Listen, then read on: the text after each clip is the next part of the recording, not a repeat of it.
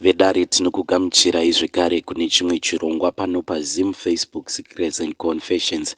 Tadzoka zvekare nemamwe mamessages. Regai tibva tapinda mumamessages edu atadzoka takakubatirai. Meseji yedu yekutanga yakamira sekudai so.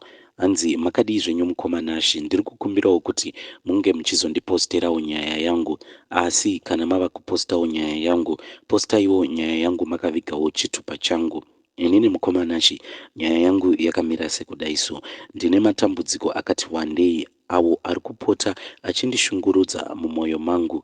Kuuyawo pano padare ndiri kutotsvakawo advice because ndiri kuona kuti zvinhu izvi kana ndikaramba ndakangozvipfimbika muhana mangu, zvimwe kuda zvinokwanisa kuzokonzeresa kuti ndizotosvika pakuponda mudzimai nevana.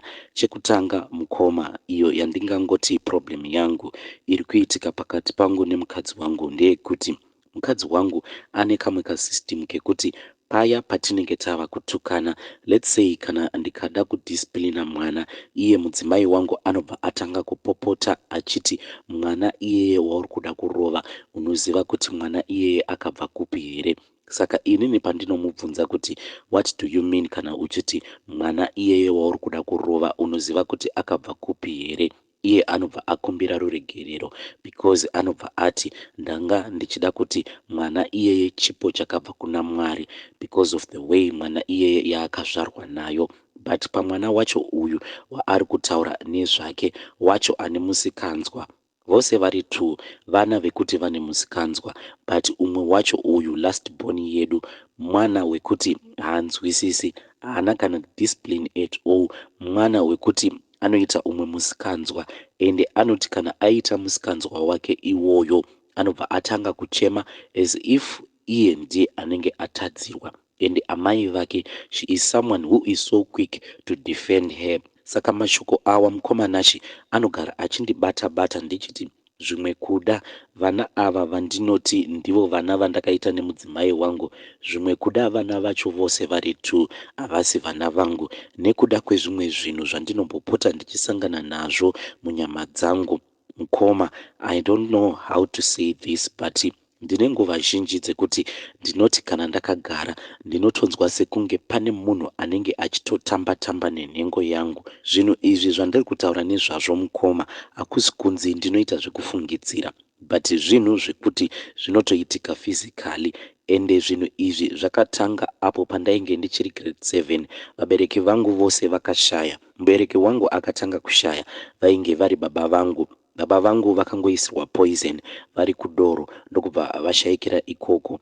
Ivo baba vangu vainge vari makanika, saka ameno hanzi pane umwe munhu wavainge vasingawirirani naye, uyo ainge auya kuzoitawo garaji rake panext door neapo painge paine garaji ravo.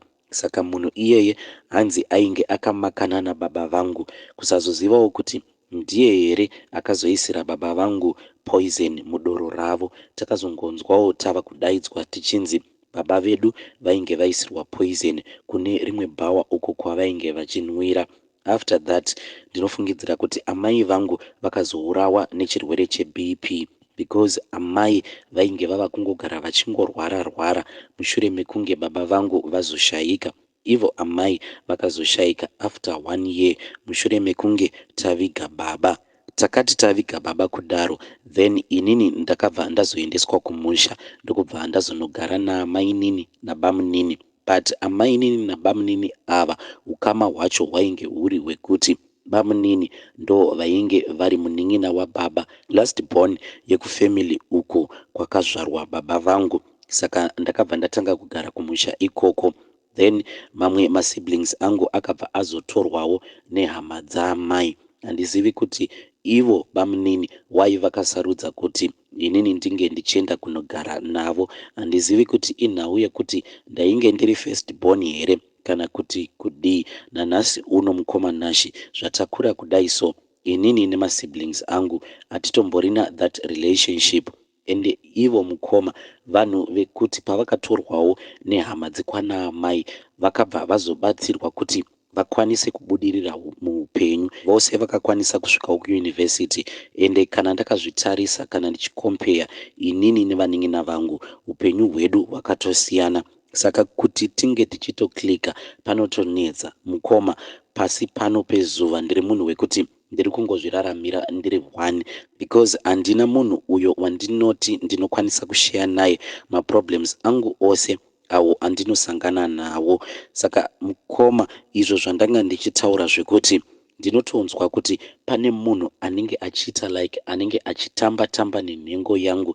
Dzimwe nguva kana ndikaignora zvinhu izvozvo ndinozotosvika pakuzotorasa urume kunyange ndakagara. Zvinhu izvi zvinowanzokuitika paya pandinenge ndakavarayirwa ndakagara. Hazvinei kuti ndinenge ndakagara panenge paine vanhu kana kuti ndinenge ndakagara ndiri ndega. Ndinongotanga kutongonzwa kuti nhengo yangu inenge ichitambiswa zvekutoti iyo inobva yatotangawo kutowedzera simba kusvika yazotorasa urume. The reason why ndichisuspekta kuti handina kumbogara ndakwanisa kuita mwana pasi pezuva rino, it is because paya pandinenge ndichisangana nemudzimai wangu pabonde, kubva zvandakatanga kusangana naye pabonde ndinongoita urume humwe unenge wakaita mvura so.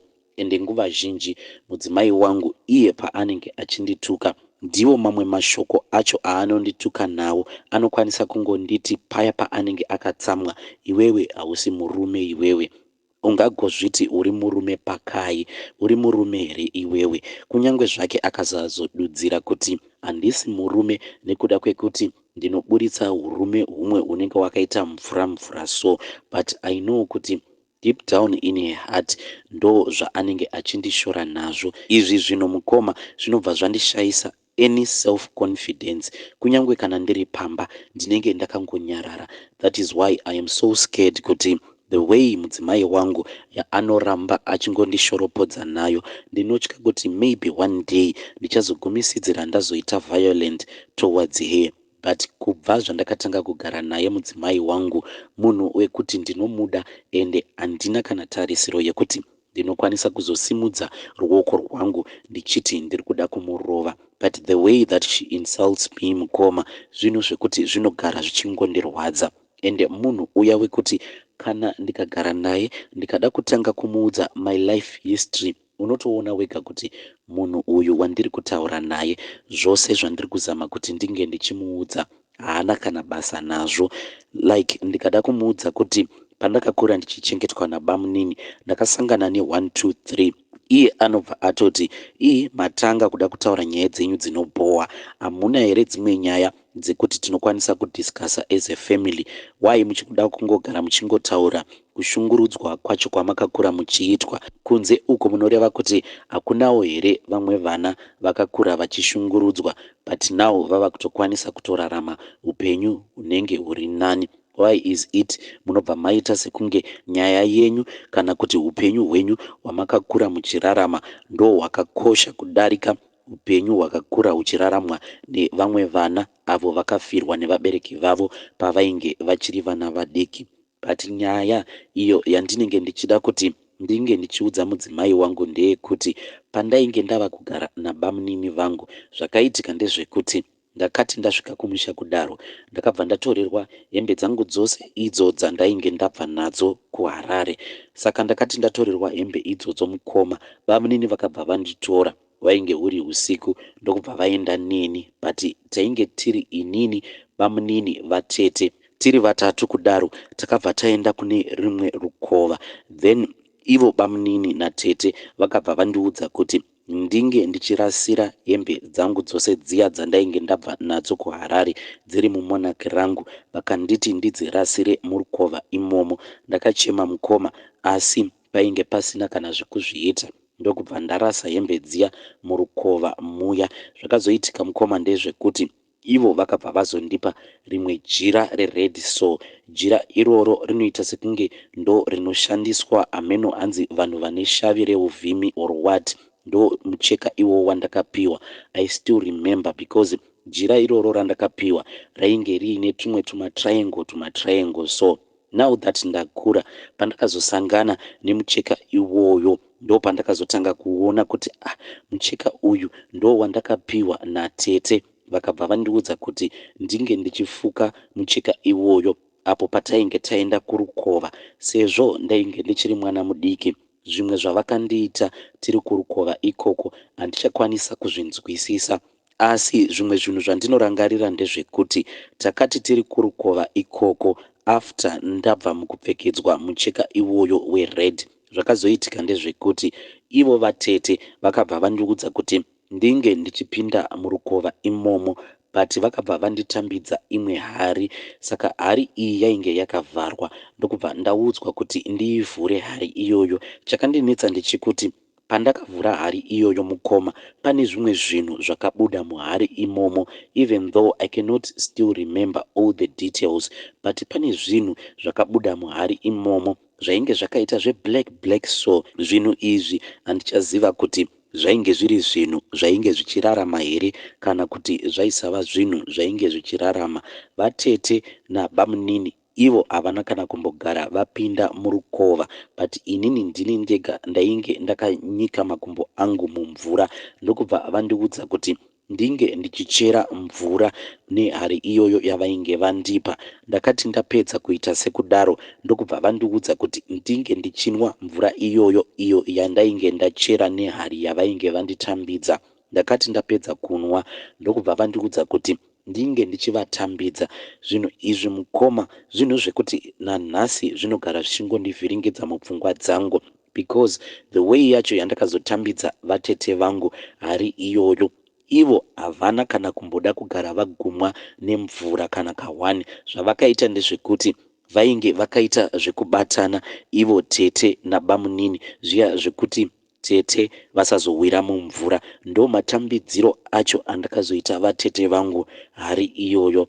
After ndapedza kuvatambidza hari iyoyo, vatete vakabva vapa bamunini hari iyoyo, then bamunini ndokubva vanwa mvura yainge iri muhari.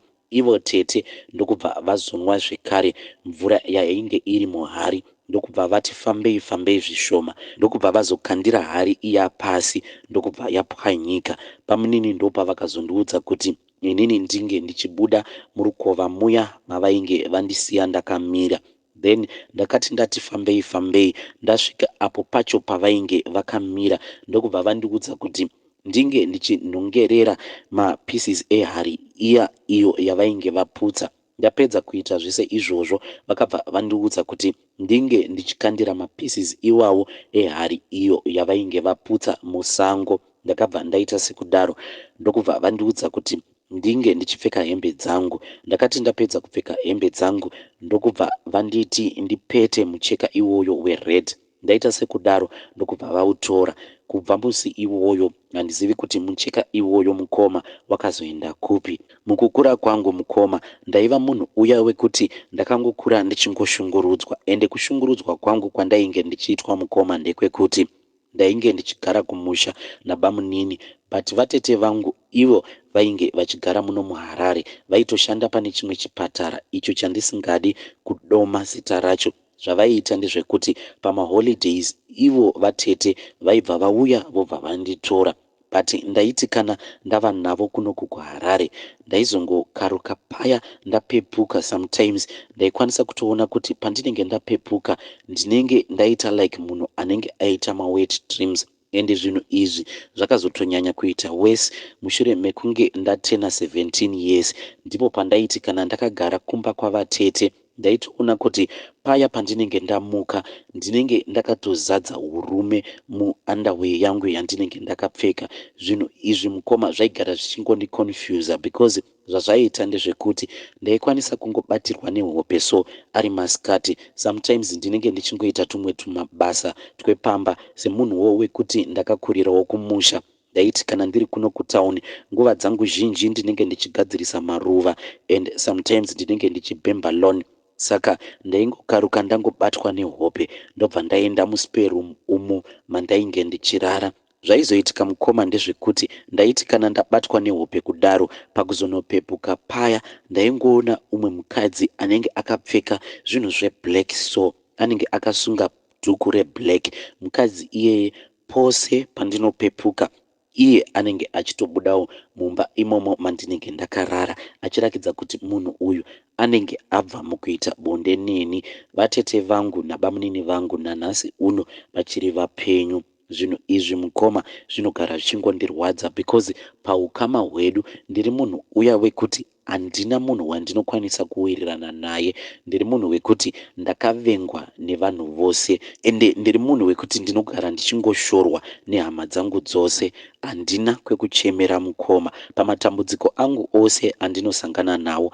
Handina wekuti ndinokwanisa kuchemera. Chinondinetsa ndechekuti vatete vangu, mudzimai wangu vanomuda. Kana ukavanzwa vachitaura pafoni so vanotoita sekunge ivo nemudzimai wangu vatori maclose relatives ende inini ndini mutorwa.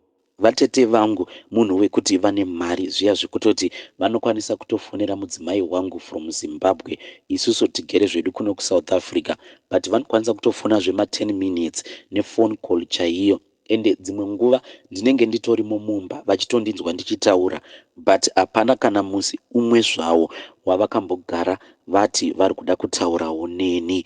Mukoma, kutouyawo padare renyu ndiri kukumbirawo kuti kana kuinewo vanhu vanokwanisa kundibatsirawo kuti zvinhu izvi zvandiri kusangana nazvo zvinhu zviri normal here ende zvinhu izvi zvingapedzwa sei, because dambudziko iri rinogara richingondishungurudza. Ndambozama kunamata vanhu vaMwari but hapana kana change. Ndiri kukumbirawo kuti mundipewo maadvices kuti zvinhu izvi ndozvifambisa sei. Ndambozama kutsanya but hapana kana chiri kumbochinja. Chinhu chinonyanya kundishungurudza ndichocho chekuti pose pandinosangana nemudzimai wangu pabonde, ngoma ndiyo ndinototi nditoburitsa urume hunenge hwakaita kuita wig, but paya pandinonzwa kuti pane munhu anenge achitamba-tamba nenhengo yangu, ndinotoburitsa urume hunenge hwakaita kukora. Nemashoropodzerwo ose andinoitwa nemudzimai wangu, ndinoita sekunge ndichazomudana one day kuti ndinge ndichimurakidza kuti ndinokwanisa kutoburitsawo urume hunenge hwakatokora. Please assist me, mhuri yeZimbabwe.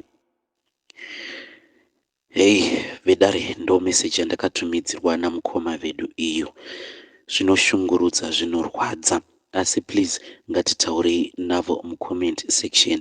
Hanzi ndiri kukumbirawo kuti mundinamatirewo mhuri yeZimbabwe. Ndashungurudzika, ndaneta. Zvakangooma hazvo vedu we. Please ngatitaurei navo mucomment section. Vedare, ngatisanganei zvekare mune zvimwe zvirongwa zvinotevera.